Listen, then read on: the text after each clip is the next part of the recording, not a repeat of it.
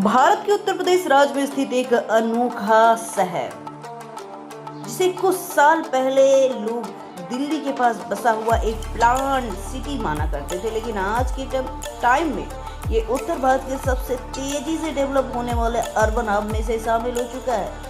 एक ऐसी जगह जहां चौड़ी सड़कें, बड़े बड़े कॉर्पोरेट ऑफिस, शानदार मॉल, आईटी और इलेक्ट्रॉनिक की कंपनियां हैं, लाखों लोगों के लिए रोजगार के अवसर हैं और एक बड़ा इंटरनेशनल एयरपोर्ट भी इस शहर के भविष्य को और बड़ा बनाने जा रहा है। जी हाँ दोस्तों, हम बात कर रहे हैं नोएडा की, यानी new Okhla industrial development authority की। लेकिन सवाल यह है कि आखिर नोएडा इतना महत्वपूर्ण कैसे बना, इसकी शुरुआत कहाँ से हुई, यहाँ कौन कौन से बड़े बिजनेस और इंडस्ट्रीज है, लोगों को कितनी एम्प्लॉयमेंट मिलती है, प्रॉपर्टी मार्केट कितना बड़ा है, और सबसे महत्वपूर्ण सवाल, आने वाले समय में नोएडा कहाँ तक पहुँच सकता है। तो चलिए नोएडा की पूरी कहानी आपके सामने खोल के रख देते हैं। नोएडा उत्तर प्रदेश के गौतम बुद्ध नगर जिले में स्थित दिल्ली एनसीआर का एक महत्वपूर्ण हिस्सा है।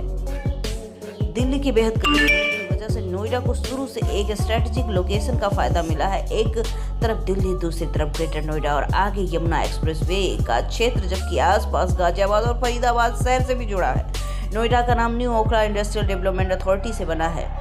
इसकी प्लानिंग एक आधुनिक और व्यवस्थित शहर के रूप में की गई। यहाँ अलग अलग सेक्टर बनाए गए हैं। रेजिडेंशियल एरिया के साथ साथ इंडस्ट्रियल और कमर्शियल जोन भी विकसित है। अगर आप नोएडा के इतिहास के बारे में जानना चाहते हैं तो मॉडर्न डेवलपमेंट से जुड़े 1970 के दशक में इसकी शुरुआत मानी जाती है। इसका उद्देश्य दिल्ली के बढ़ते पॉपुलेशन प्रेशर को कम करना और प्लान इंडस्ट्रियल टाउनशिप तैयार करना था। धीरे धीरे यहाँ इंडस्ट्रीज आने लगी और रेजिडेंशियल सेक्टर डेवलप्ड होने लगे। उसके बाद office, shopping mall, education institute और एंटरटेनमेंट डेस्टिनेशन भी आने लगे। देखते ही देखते नोएडा एक इंडस्ट्रियल टाउन में कब बदल गया, मॉडर्न मेट्रोपोलिटन सिटी की पहचान कब बन गया, ये पता ही न चला। भौगोलिक रूप से नोएडा यमुना नदी के पास स्थित है और इसका क्षेत्र मुख्य रूप से समतल है। दिल्ली के करीब होने से की वजह से यहाँ की कनेक्टिविटी को बड़ा एडवांटेज है। अगर नोएडा के अलग अलग हिस्से की अपनी अलग अलग पहचान बताई जाए तो कॉर्पोरेट ऑफिस है, कई रेजिडेंशियल सोसाइटी है, कहीं इंडस्ट्रियल यूनिट है और कहीं शॉपिंग और एंटरटेनमेंट के बड़े सेंटर हैं। अब बात करते हैं नोएडा लाइफस्टाइल की। नोएडा की लाइफस्टाइल मॉडर्न अर्बन है। यहाँ रहने वाले लोगों में बड़ी संख्या में working professionals, corporate employees, business owners और स्टूडेंट की है। बड़े mall, multiplex, cafe, restaurant, gym, modern residential society ने लाइफस्टाइल को काफ़ी बदला है। सेक्टर 18 और उसके आसपास का इलाका शॉपिंग और एंटरटेनमेंट के लिए काफ़ी लोकप्रिय है। वहीं सेक्टर में हाई राइज रेजिडेंशियल सोसाइटी तेज़ी से विकसित हो रही है। लेकिन नोएडा की असली ताकत सिर्फ इसकी लाइफस्टाइल नहीं, नोएडा की सबसे बड़ी ताकत इसकी इकोनॉमी। आज नोएडा उत्तर प्रदेश के प्रमुख बिजनेस और एम्प्लॉयमेंट सेंटर में गिना जाता है। यहाँ आईटी और आईटी इनेबल्ड सर्विसेज से लेकर electronic, manufacturing, media, real estate, retail और कई तरह की सर्विसेज इंडस्ट्रीज मौजूद हैं। नोएडा में कई नेशनल और इंटरनेशनल कंपनीज ने ऑफिस और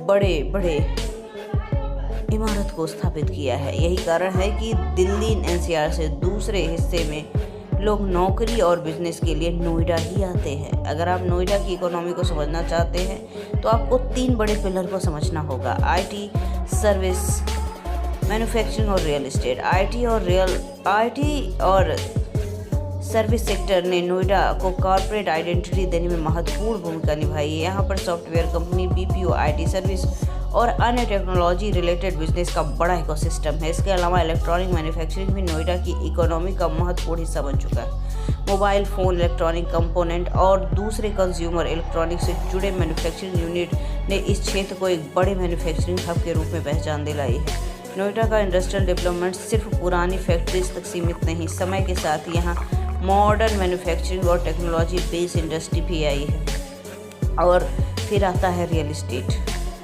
नोएडा में पिछले कई वर्षों में रेजिडेंशियल और कमर्शियल डेवलपमेंट बहुत तेज हुआ है। नए sector, high rise apartment, commercial complex और बिजनेस इंडस्ट्री लगातार विकसित हुई हैं। दिल्ली में प्रॉपर्टी की कीमत स्पेस कॉन्स्ट्रेंस बढ़ने के कारण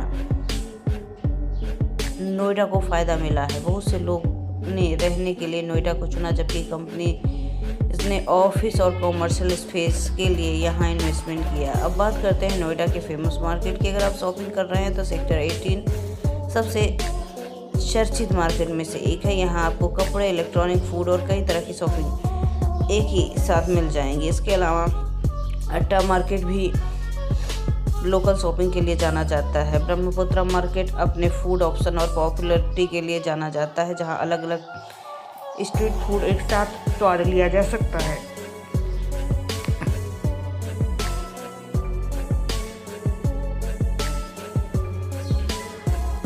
तो चलिए नोएडा की ऐसी खास चीज़ों की झलक आपको हम दिखाते हैं। नंबर 1 पे आता है ओखला बर्ड सेंचुरी। अगर आपको प्राकृतिक हरियाली और पक्षियों को देखना पसंद है तो ओखला बर्ड सेंचुरी नोएडा की सबसे अलग जगहों में से एक है। ये सेंचुरी यमुना नदी के क्षेत्र में स्थित है और यहाँ रेजिडेंट बर्ड के साथ कई माइग्रेटरी बर्ड भी देखने को मिलते हैं। यहाँ 300 से अधिक स्पीसीज उपलब्ध हैं। अलग अलग प्रवासी पक्षियों को देखना यहाँ पर खास अनुभव हो सकता है। सुबह के समय यहाँ का माहौल काफ़ी शांत होता है। काफ़ी तेज जिंदगी, ट्रैफिक और ऊंची बिल्डिंग से अलग आपको वेटलैंड, पेड़ पौधे, पक्षियों की आवाज़ें सुनाई देंगी। अगर आप फोटोग्राफी और नेचर लवर शौकीन हैं तो आपके लिए सच में ये किसी वंडर वर्ल्ड से कम नहीं। अगला जो स्थान है इसे DLF मॉल ऑफ इंडिया कहा जाता है। अगर आप शॉपिंग शौकीन हैं तो नोएडा का DLF मॉल ऑफ इंडिया आपके लिए खास अट्रैक्शन हो सकता है। यह सेक्टर 18 के आसपास शॉपिंग और एंटरटेनमेंट के लिए फेमस है। ट्रैवल लिस्टिंग इसे देश के सबसे बड़े मॉल में गिनती कराते हैं। यहाँ अलग अलग brand, shopping option, restaurant, entertainment activities एक साथ मिल जाती है। यानी कोई व्यक्ति नोएडा घूमने आया और उससे शॉपिंग, खाना, एंटरटेनमेंट तीनों एक ही छत पे चाहिए तो ये मॉल सबसे बेस्ट आइटिनरी में शामिल हो सकता है। अगला जो स्थान है इसे बॉटनिकल गार्डन के नाम से जाना जाता है। नोएडा जैसी तेज़ी विकसित होने वाले सिटी में ग्रीन स्पेस का अलग महत्व है। बॉटनिकल गार्डन का इसे अच्छा उदाहरण माना जा सकता है। सेक्टर 38A में स्थित नेचर लवर के लिए एक शांत एकांत जगह है, जहां रेफरेंस के अनुसार देश के अलग अलग हिस्से से जुड़े प्लांट कलेक्शन और कई प्रकार की वनस्पतियाँ देखने को मिल जाएंगी। अगर आप सुबह शाम में थोड़ा शांत मौसम में अपनी लाइफ बिताना चाहते हैं तो यहाँ की ग्रीनरी के बीच में वॉक कर सकते हैं, फोटोग्राफी कर सकते हैं, अच्छा महसूस कर सकते हैं। अगला जो स्थान है इसे इस्कॉन टेम्पल नोएडा के नाम से जाना जाता है।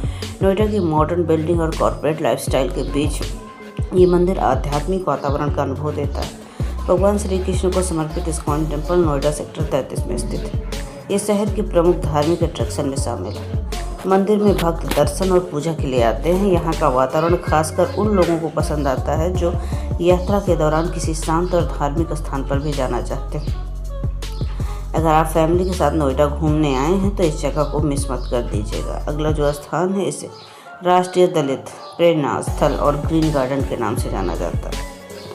नोएडा के सेक्टर 95 में स्थित बड़ा मेमोरियल कॉम्प्लेक्स है। इसकी आर्किटेक्चर और विशाल परिसर बाकी टूरिस्ट प्लेस से अलग है।